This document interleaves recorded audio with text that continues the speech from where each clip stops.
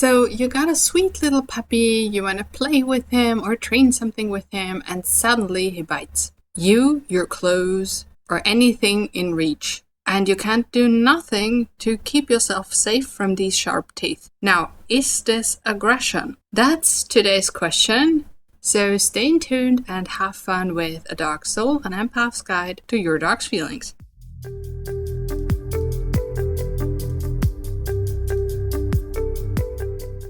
Alright, so maybe you've had a puppy in the past, or you currently have one, or you're thinking about getting one. And this is a very, very common question.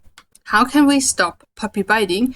And is it actually aggression? Now, this is a question that reached me recently, and I think it's something we have to address, because if you're worried that your puppy, this tiny little fluff ball baby, is already showing aggression, and yes, that's possible, how will it be when this puppy grows up, right? It's something that can really be worrisome, it can be really scary, and I think it has to be addressed.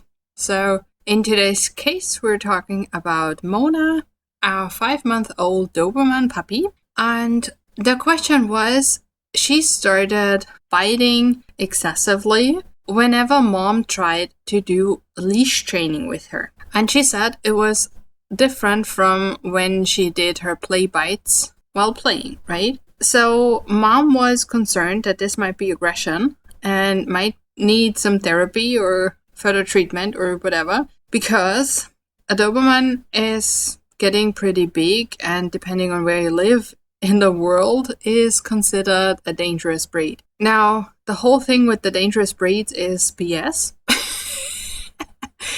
Because you only need to look at what breeds are dangerous, right? They differ in different countries. And if there was a dangerous breed, it would be the same one everywhere, right? Now, a dog cannot be dangerous or evil because he's a specific breed. It's not genetics, or it's not just genetics. Yes, we can have reactivity bred into dogs. We can have easy arousal bred into dogs. So those are things we can see with some breeds.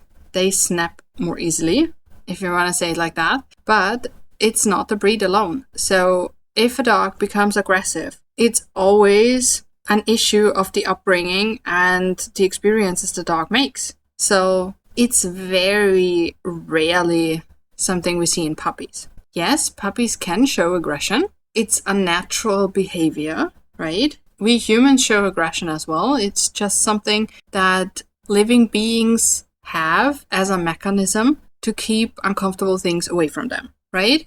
So aggression is always something to keep someone or something away. And this is a very useful mechanism, right? We can protect our well-being with it. We can protect our things with it. So that's natural. But like everything else in life, it can become too much and unpredictable. Now, in this case with Mona, it seemed like it was unpredictable. So she suddenly started biting. And what happens very often, there can be a few things going wrong, right? There can be a few things happening why the puppy starts snapping. And in most cases, it's not aggression. Again, puppy aggression is not that common, and especially not severe aggression. So what I think might be happening is that Mona is showing replacement behavior. So she just gets overwhelmed and she starts biting into things because she doesn't know what to do. Now, this can happen for a few reasons. Most of the time, puppies begin biting into stuff because they don't actually know what we want from them. So, especially with leash training, very often, or a lot of techniques out there are not very comfortable for the dog, right? There are leash pops, corrections, body blocking, pulling, any of those things. Or even rewarding, but getting the timing wrong, or rewarding, but not enough. All of these things can lead to frustration because the puppy is trying the hardest, right? Maybe Mona is really doing what she can and she tries to get the treat, right?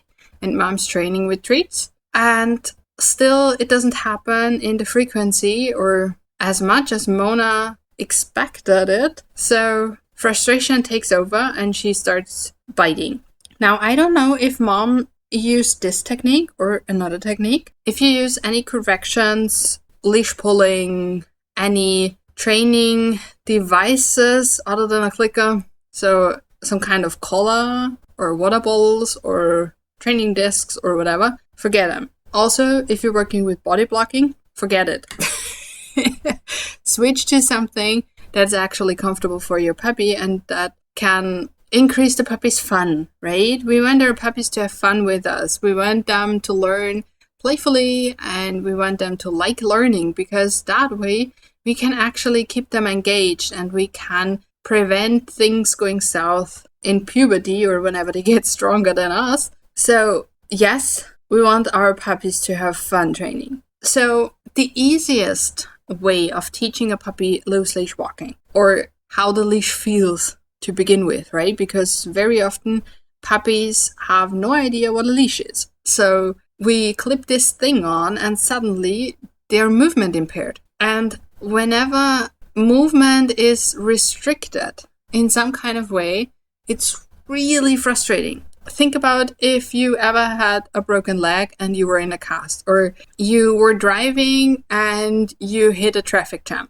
Not being able to move as fast as you want, wherever you want, is extremely frustrating. And that's true for dogs as well. So a leash is a restriction. And we have to teach our dogs that this thing that is potentially so frustrating can actually be really fun. Now, for Mona, I would review the leash training, right? So I would start at what happens when you're preparing for the training. So is Mona relatively calm, or is she already super excited? If she's super excited, then maybe some calming exercises, a little bit of play, or whatever helps her calm down a little bit is a good idea. If she is relatively calm, then we can start clipping on the leash, and we can just start rewarding as soon as we're reaching toward the harness. I would not leash train with a collar, any collar. Always use a harness because it's more comfortable for the dog, even if we make mistakes and the dog starts pulling. And as soon as the leash is clipped on, I would start with the easiest thing possible, being next to me and not pulling. That doesn't mean that I need to move right away. It just means that my dog is next to me and not pulling. So what Mona would learn is, around her human, good things happen. She gets rewarded whenever she's around her human and the leash is clipped on. And only after she got an idea of that, we can start moving. Now, what might be happening for Mona as well is that she might be a little bit overwhelmed, a little bit over-aroused. The stress level might be a little bit too high, because let's put our breed glasses on for just a second. Doberman pinschers are not the most chilled breed, right? So they are energetic and typically a lot of fun and love to do things and love to learn and all these things. Now, that's great, but with all energetic dogs, and Mona seems to be an energetic puppy as well, we might need to put a little more effort into calming down, relaxing, doing the chillax stuff, right? So that can mean no walks. I still see puppies walking, and that's not a good idea. Walking, in our sense of the idea, is we go from A to B in a relatively quick pace. This is not something puppies need or can handle. So most puppies really get over-aroused when they are taken on such walks. So what I like to do is take the puppy somewhere and let them explore in their own pace. And whenever they need help, I'm there, right? So if something scary happens, or if they don't know what to do, or if they would get into trouble, I'm there. I can help. I can provide them with good ideas, good choices, and stuff like that. And of course, we can exercise our training in those new areas so that we can just proof it a little bit and stuff like that. That's awesome. So that can be one thing. Another thing can be that she's introduced to too much too fast. Now, this often happens to very eager dog parents, and I love very eager dog parents. You are awesome. Right? But sometimes we overdo it a little bit, right? We want our dog socialized and habituated, so we want them to be fine with everything there is in our lives. And that's wonderful. But we have to give them time to process these things.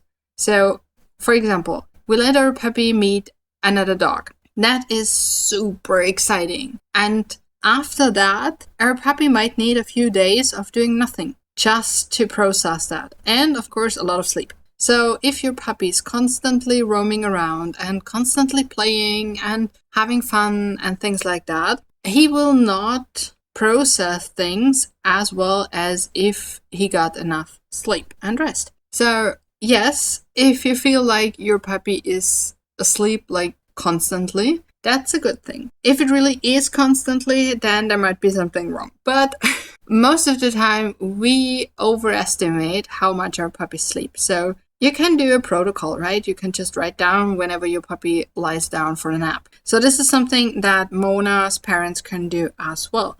And we already talked about the equipment. I would always use a harness for comfort reasons. So maybe Mona is just not used to or in discomfort because of the pressure on her neck from a collar. Now, again, I don't know what they use now, but this is also something that we could look at. So basically, if you really see aggression, and that is something that looks different than the whole puppy overdrive thing. Aggression usually has a hard look in the eyes, the body is tense and not overly goofy, and they kind of shoot forward. That's what happens with aggression. Usually with puppy biting, it's more like very large movements, very goofy faces. And yes, they might still bite down hard, and puppy teeth are really painful, but the intention is very different. So if you're not sure what it is, get a behavior consultation, because what we do is we look at it very closely. We assess everything around the dog and, of course, the situations itself. And then we see what's really going on, what might be the motivation for your dog, what's happening around you. So could be the stress level, could be some health issues, could be the training style, could be anything, right? That's what we find out in a behavior consultation. And if you want to do it alone, sit down and write down everything about your life with your puppy, and then see what might be something you could try to change a little bit around, right? And if you get in a situation where your puppy starts biting, try to leave the situation as calmly as possible. Now, Mona's parents said that they just left her the item of clothing she bit into and walked away. And that's exactly the right thing to do. So that was awesome. And for the next time, you already know what you can do differently, and watch your puppy closely, because very often we see signs that they get overwhelmed earlier, so it doesn't have to come to this. And with that, I wish you a lot of fun training, and we'll see each other next time. Bye.